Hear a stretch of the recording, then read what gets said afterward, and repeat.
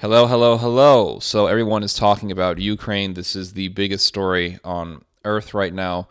I have gotten very little sleep because I stayed up all night writing about Ukraine and just giving my thoughts on the situation.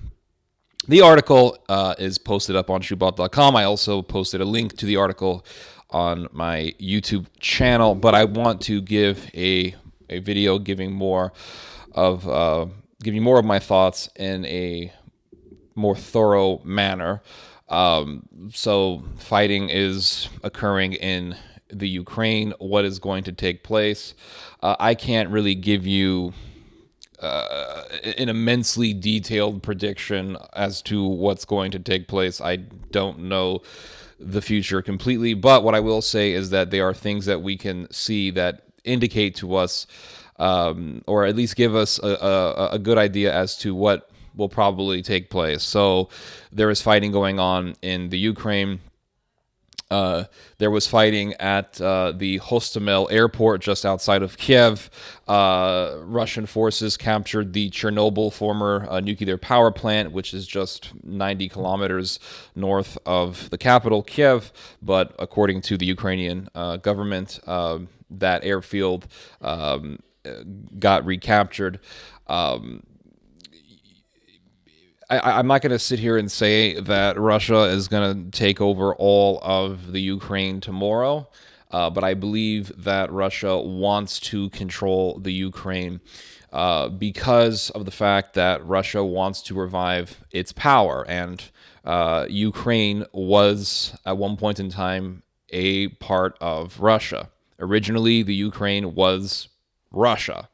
And the Russians see Ukraine as historically a part of Russia. So Russia wants to bring Ukraine back to its fold. It wants to bring Ukraine back under Russian control. The Ukraine was a part of the Soviet Union. So if Russia wants to revive its empire, it's going to try to take all of Ukraine. This is about the revival of empires. Now, can Russia do that right now? I don't think so. Ukraine is very well armed. And also, Ukrainians have a very, very strong sense of national pride. It's not like Afghanistan, where most Afghans weren't really patriotic about being Afghan, and where the Mujahideen weren't patriots, but they were empowered by their religion. Ukrainians are extremely empowered by their sense of nationalism. And the nationalism in Ukraine is so strong that it can easily shift from patriotism to hardcore far-right nationalism and really just neo-Nazism. And we've already seen that over the years, especially going back to 2014, when you had the rise of the Azov Battalion, which is a far-right, ultra-nationalist, neo-Nazi paramilitary. And Azov Battalion has become really an integral part of the Ukrainian armed forces. It's actually a part of the Ukrainian National Guard.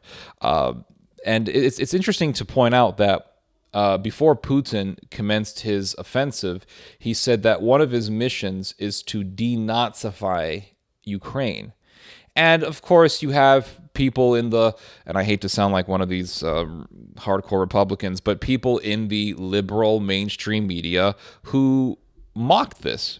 You have people in the mainstream media who mock what Putin said about denazifying Ukraine. But when you have literally a very well-armed, very well-trained neo-Nazi paramilitary being a part of your National Guard, yeah, you have a Nazi problem. And when one of the national heroes of Ukraine is Stefan Bandera, a mass murderer who actually collaborated with the Nazis, yeah, it's quite clear that Ukraine has a Nazi problem. As long as Stefan Bandera, who was a mass murderer, who murdered Poles, Jews, and Russians, and who who made an alliance with the Nazis, is one of your national heroes, you have a Nazi problem. And so there's nothing far-fetched about what Putin said when he said that Ukraine needs to be denazified. The whole concept of denazification came right after the Second World War, when the Allies commenced an agenda to purge Germany of Nazism. In this case, it's Russia wanting to purge Ukraine of its Nazism. And people can say, well, Ted, Russia also has a racism problem. I'm not arguing against that. I'm simply saying that Ukraine does indeed have a Nazi problem. And there's nothing wrong there's nothing wrong with the idea of wanting to denazify Ukraine. And if Russia strives to do that, then all power to Russia. I have no issue with fighting Nazis and purging a country of its Nazis. The problem is that the national pride in Ukraine is so high. I don't really see that happening anytime soon. Ukraine would be a very difficult country to control. For one thing, you have a military that is armed with NATO weaponry, and we have seen the effectiveness of NATO weaponry against Russian-made weaponry in the war between the Armenians and the Azerbaijanis, and the Azeris were able to easily destroy much of the Armenian Air Force in Nagorno-Karabakh. The Azeris were easily able to vanquish the Armenians in that war, simply for the fact that the Azeris had NATO weaponry and the Armenians did not. So there's that. And then also the fact that you have a lot of militias in Ukraine. You have a lot of paramilitaries in the Ukraine, and they know the environment, they know the terrain, and they are not going to give up. They are very tenacious, and they are extremely, extremely proud about being Ukrainian. As this conflict increases, as this conflict continues on, Ukrainian nationalism will continue to intensify. Most Ukrainians aren't walking around with swastikas or waving the swastika or praising Azov. But as the conflict continues, popularity for Azov and other groups like it, like Right Sector, will increase and become more and more common as Ukrainians look to a hero against their Russian foe. So there is that. That's one thing that we should expect. We have to keep in mind that there is Germany.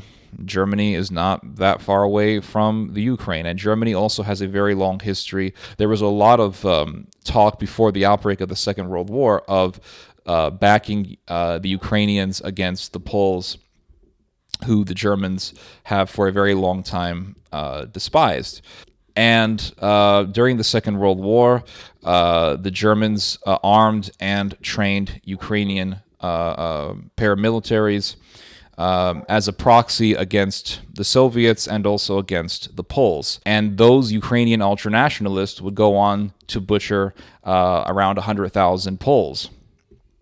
And it's still a huge part of the discourse, the political discourse in Poland today, the fact that this massacre took place.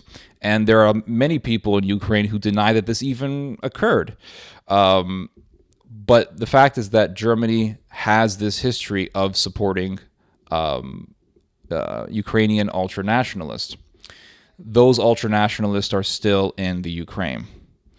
And so Germany does support Ukraine, will support Ukraine. And as this conflict continues, German nationalism will increase, and also German militarism will increase. Hours after Putin commenced his offensive against Ukraine, the head of the German armed forces, he did a speech basically stating that, look what's happening. Russia is at war with Ukraine, and the German Bundeswehr, the German armed forces, can't do anything about it. This is pathetic. We have to do something about it, etc., etc. And there was also a guy in Austria who was a part of the military in Austria, saying the same exact thing, that the German military and the Austrian military need to bring back their power. So as the conflict between Russia and Ukraine increases, German nationalism, the idea of German national identity will become more and more amplified, and German militarism will become quite common. Because for years, going all the way back to the conflict between Russia and Ukraine in 2014, when you had the pro-Russian forces in Donbass fighting the Ukrainian government, the Germans were pointing to the conflict in Ukraine as a reason, as a justification to making Germany's military powerful again. And then also, we cannot forget Turkey. Turkey is right across from Ukraine. Turkey historically has been an enemy to Russia. There have been numerous wars fought between Turkey and Russia in which Turkey has won none of them. But as the conflict between Russia and Ukraine increases, I think that Turkish nationalism will intensify, and also Turkish militarism will as well intensify, simply for the fact that Ukraine is right across from Turkey, and Turkey historically has been an enemy of Russia. They have a very long history of war, and so the Turks will say that, hey, we have this Russian menace that we need to protect ourselves from. So, and also, we have to remember that it was very recent that Turkey backed Azerbaijan against a Russian ally, Armenia. And Azerbaijan took Nagorno-Karabakh from the Armenians, and thus expanded Turkey's influence and Turkey's hegemony in the South Caucasus. So there's most definitely this conflict going on between Turkey and Russia, especially in the Middle East and Syria. In February of 2020, dozens and dozens of Turkish troops were literally slaughtered by the Russian and Syrian militaries. So there's definitely this ongoing conflict between Turkey and Russia, and we cannot forget that. We have to remember that this is still transpiring, and it is intensifying.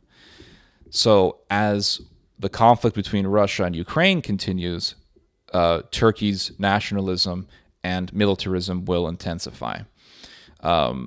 Ukraine just asked Turkey to block the Russian Navy from having access through the straits into the Black Sea, because if you look at a map, you'll see that from the Dardanelles, you go from the Aegean Sea into the Sea of Marmara, and then from the Bosphorus, you go right into the Black Sea.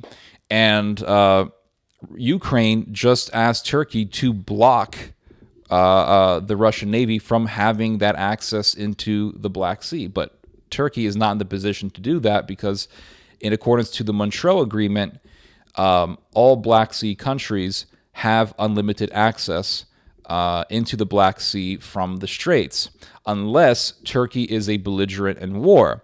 Right now, Turkey is not a belligerent, so Turkey is not in that position. Also, we have to remember that Turkey is currently dependent on Russia for natural gas. But let's keep in mind that Turkey has been very interested in getting natural gas directly from Israel and from Libya. If Turkey can get that alternative access to natural gas and no longer have to depend on Russia for that natural gas, then Turkey can perhaps cut off ties and ruin relations with Russia. But I don't think that that's going to happen anytime soon. But I think eventually there will be a further outbreak of hostilities between Russia and Turkey, because historically they have been enemies, and Turkey has its own aspirations to empire, which Russia would be an obstacle to, given the fact that territories that Turkey once controlled were also controlled by the Russians. And so they are competing over the same territories. There is an overlap there. So basically, to sum up what I want to say, as this conflict continues, we can expect to see German nationalism increase, Turkish nationalism increase, and also Ukrainian nationalism to increase. And this will factor into really a future atmosphere of a more global conflict. With the rise of Germany, with the rise of Russia, and also with Ukrainian nationalism and the fact that it is extremely vicious and violent, and also with the rise of Turkey, we see the culmination or the buildup of an atmosphere for global conflict, really. So, yeah, those are my thoughts on that. You guys just heard some theology. God bless.